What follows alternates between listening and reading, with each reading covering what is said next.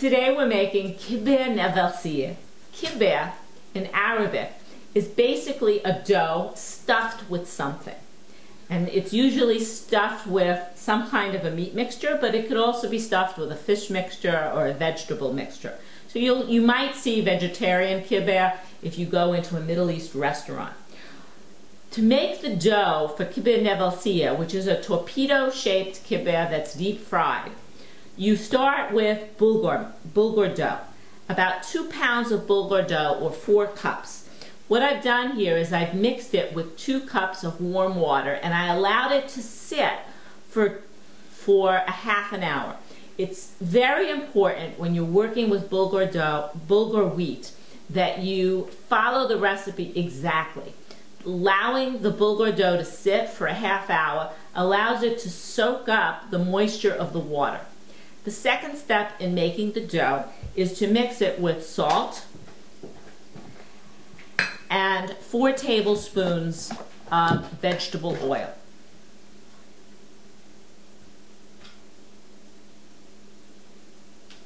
Two,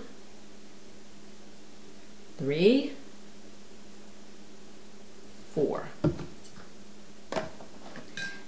And what I'm going to do now is I'm going to just mix that in so that it's fully absorbed. And I'm going to use my hands because I find that I really get to the bottom and it mixes really, really well.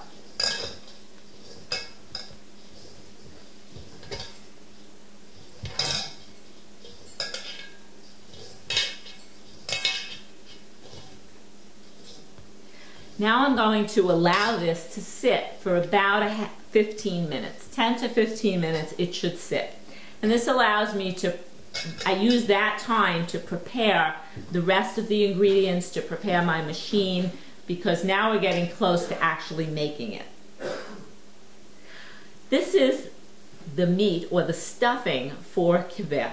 When I make the stuffing for the kibbe, it's very important that you do this a day ahead of time.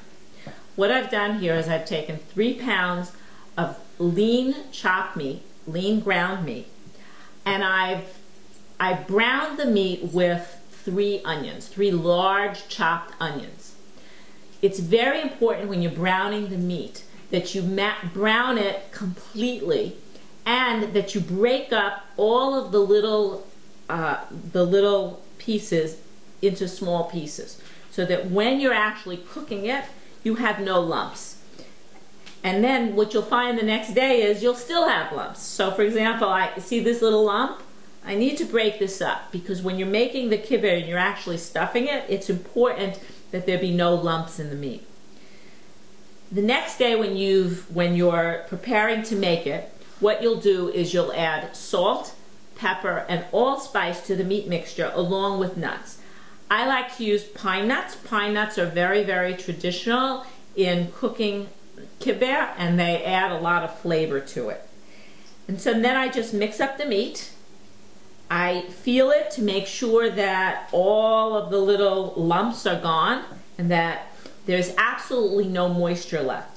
In fact, when you're cooking this the day before, what's really, really important is to make sure that it's sizzling, that there's absolutely no liquid left in your skillet as you're browning the meat.